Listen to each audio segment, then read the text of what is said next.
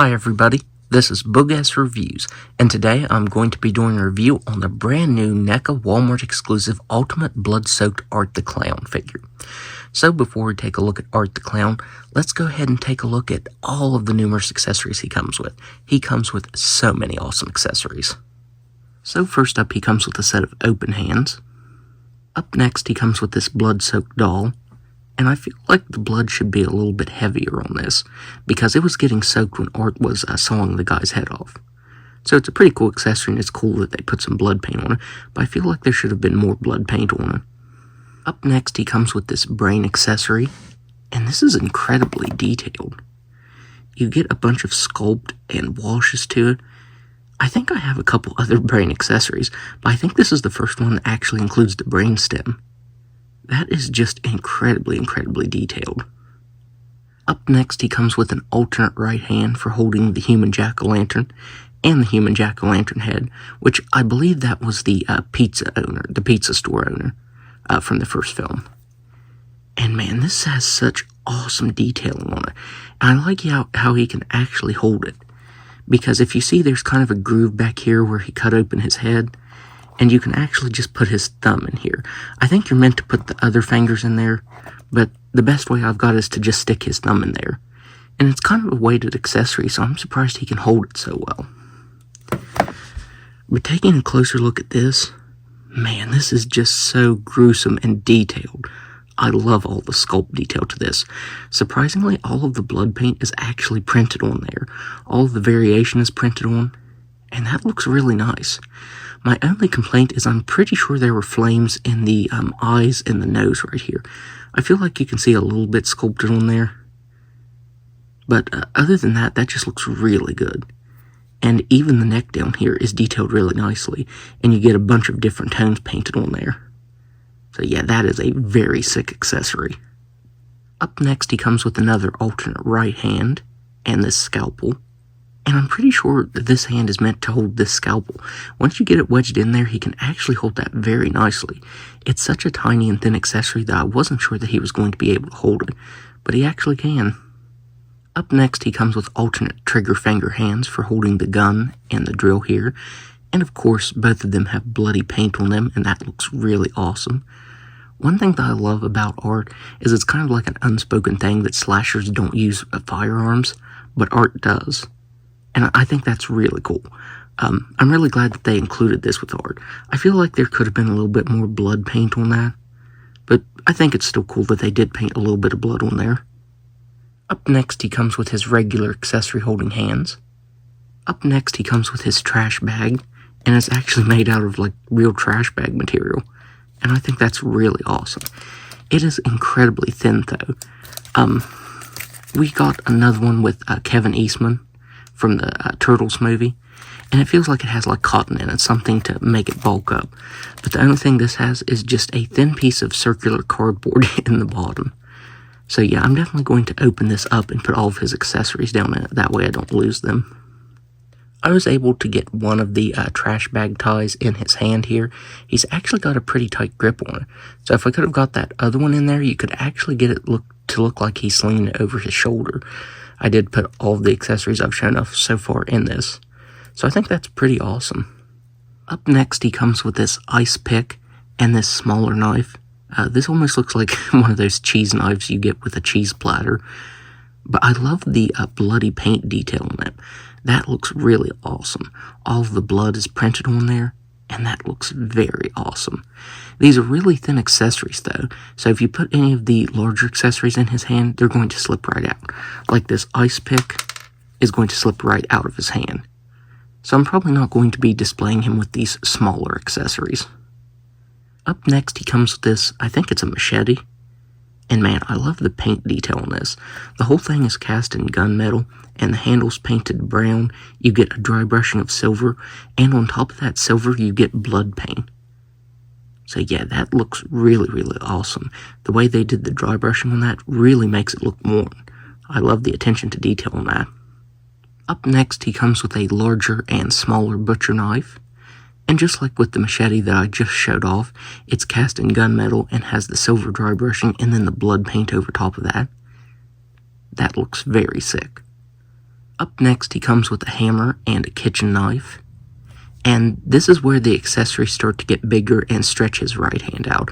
That's why I've been putting the accessories with the thinner handles in his left hand, because I haven't put any of the bigger accessories in this one. So yeah, I'm keeping the thinner accessories in this hand so I don't stretch it out. Up next, he comes with the large and small axe. Again, some really nice blood detailing on that. I love the wood grain that's sculpted on the handle of this one. Up next, he comes with the hacksaw, which I think this is probably the most iconic kill in the franchise.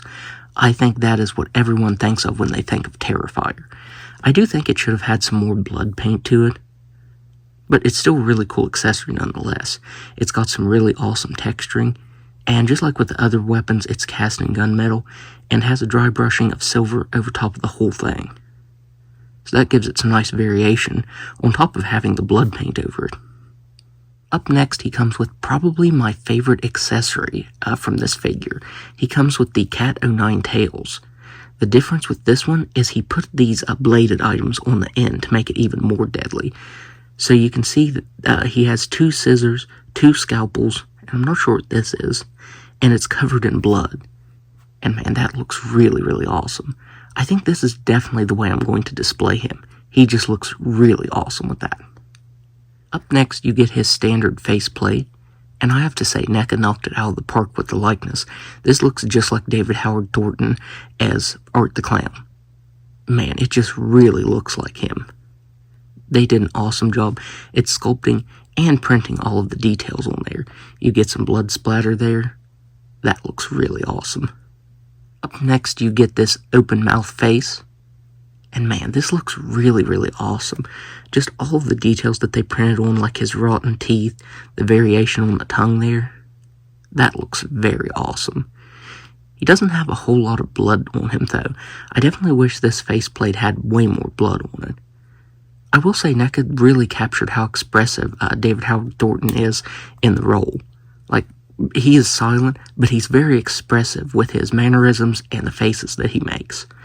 And I think Neca really captured that with all of these faceplates. Up next, he comes with his angry faceplate. And man, I really like this one. I think the final faceplate that I'm going to show off is my favorite. But this is a close second. I love all of the blood that's on him. I think the blood probably looks the best on this one and the next one I'm going to show off. That's just really awesome. And finally, he comes with my favorite faceplate, this maniacal smile face. And I love the blood paint on this. I love that rotten smile that he has. That just looks really, really awesome. This faceplate combined with this weapon, man, that just looks really cool. So now, let's go ahead and take a look at the rest of the figure now that we took a look at all of his accessories. So taking a look at the rest of this figure, of course this reuses the regular Art the Clown body mold. But this is the first art I have. I actually ordered the regular art from Neca, and I still don't have that one. I think this one just looks so much better, though. I love the bloody paint on him. My one complaint is this, I'm pretty sure this is called a ruff, is really loose. It kind of just shifts up and down, so I'm probably going to glue that down. The blood paint looks decent for the most part on it. They did solid paint, and it missed its mark in all of the ruffles right here. So you can see that all the sculpted on parts right here didn't get down in them. So that's a bit unfortunate. I might actually go and touch that up, as well as glue this down. Now the bloody paint detail on him looks phenomenal. They used a combination of solid and printed on blood. So you get this really nice glossy red paint. And it actually looks like it's wet because of how glossy it is. That looks really awesome. So they used solid paint for the lighter red, and then for the darker red, they used printed on paint. And I think they also printed on the edges of the blood as well. But man, the blood paint on this looks phenomenal. There are some parts, like the little wrinkles in his suit, where the paint didn't get down in. But that's honestly a minor gripe. Like, he looks fantastic. Honestly, the biggest complaint that I have with this is they painted his arm joint right here in red, and it just completely chipped away.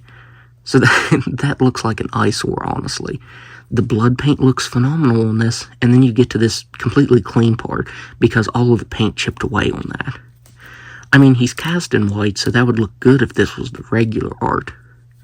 But yeah, this is the bloody one, so that's a bit of an eyesore. I'm definitely going to have to go over and paint this. And hope it doesn't chip. You know, maybe sand it down just a little bit, and then paint some gloss red over top of it. They also painted some nice dark red blood right here over the black parts of his suit. And that looks really awesome. You can see where it looks like the blood's running down this side and his arm. And that looks very awesome. I also want to say I think Neca captured the way that David Howard Thornton looks. He's very tall and skinny. And I think they really captured that with this figure. I think this figure just looks really tall and thin like he is. I think Neca really captured that. I'm also really pleased with the material that this overlay is made out of. I really thought his articulation would be hindered, but you still actually get some really nice articulation out of him despite this overlay piece being on there. It's a really soft material. So yeah, you can actually get most of the articulation out of this figure underneath here. So I am really happy with that. You get some more really cool blood paint on his gloves, though if you move the hand around, you can see that it's starting to chip away. One thing on the right side, I've been switching the hands out, and you can see that it's leaving some white scuffage from where they painted the joint right here. So there is a bunch of white paint that's been rubbing off on the inside right here. There is also a spot down here on the inside of his left thigh. It was actually glued right here. I'm assuming because this overlay piece is glued right here to this part, some probably seeped out and glued his thigh to this, because it's textured now. This is cast in, I think it's cast in white material, that's why this is white. So that is unfortunate. I mean, you aren't really going to see it, but it sucks that it did that. And he even has some really detailed clown shoes. Man, that looks really, really awesome. They're cast in black, and this left side has some brown paint over top of it. And I don't remember seeing this in the movie. Then again, I wasn't really paying attention to Art's shoes here. But yeah, if Neca put that on there, I'm going to assume that's accurate. And no sort of sculpt detail to the bottoms there. But man, this figure looks phenomenal. And I think the articulation really, really surprised me. I was really surprised at how well articulated he is. So now, let's go ahead and go over that. So he has a ball-jointed head and neck that can look up all the way. He can look down all the way. He can move his head side to side and around very nicely. He has shoulders that can only move out that far. He has single-jointed elbows that can actually bend in a decent amount. It's kind of a deep cut joint, so he has some really good articulation there. On these accessory holding hands, he has hinges that move up and down and spin all the way around there. He has a ball-jointed diaphragm and waist that can move back all the way. He can actually crunch forward a decent amount. It does kind of bunch up right there, but I was really surprised that he could do that. You can also move him side to side up here and down here in the waist and around really nicely.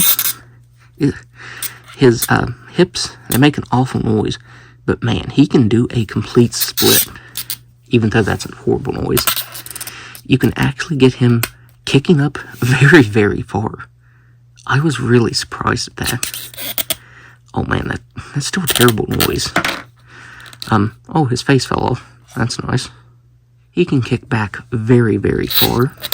He has an excellent thigh swivel, though you will have to try and not get his outfit caught in that joint like I just did. I have to get that out there. Okay, I finally got that. You might not want to move it just like I did, but yeah, he does have articulation there. He has a really nice thigh swivel here, single jointed knees that can only bend back that far, and ball jointed ankles that can move down just a little bit, up just a little bit, rock, and move all the way around. So now, let's do some size comparisons. So first up here he is next to the 2017 Pennywise, another clown figure that Neca did. Here he is next to Tailcoat Captain Spaulding. Here he is next to Michael Myers. Here he is next to the Ultimate Freddy Krueger. This is the original release of him. Here he is next to Leatherface. And finally, here he is next to the McFarlane DC Multiverse Joker figure. So overall, I think Neca did a phenomenal job on this figure. I think honestly, the price is great for what you're getting. He comes packed with so many accessories, it's not funny. He is sculpted really well. Like I said, these head sculpts are such a great likeness of David Howard Thornton as Art the Clown. They really captured how expressive his face is. I feel like the figure has a lot of personality, kind of like Art does in the movies. Like I said, for being so silent, he has to convey his performance with his mannerisms and his expressions. And I think Neca really captured that. And I especially love the paint on him. That blood paint looks phenomenal. My only real complaint with the figure is how much of the paint chipped off on that left arm joint. But other than that, I would highly, highly recommend picking this up. Now, I know it's going to be really tricky to find since this is a Walmart exclusive. I'm going to put the barcode up on screen, so hopefully it can help you find it. The barcode was actually what I used to find this at the Walmart that I got it at. I had to call and give them the UPC, and then they were able to get it for me. So as long as you use the UPC here, you probably have a decent chance of finding one. I think this figure, the release date of it is actually today. I think it's going to be in stores today, and it's going live on the app. By the time this video goes live, it's probably already went live on the Walmart app. But yeah, if you can find this either on the app or in-store, definitely pick it up. I think this is the best NECA figure of this year. I'm going to say it. I think this is my favorite NECA figure of this year. It is just incredible. So, that's my review. If you like this review, be sure to hit the like button and subscribe to my channel. Thanks for watching.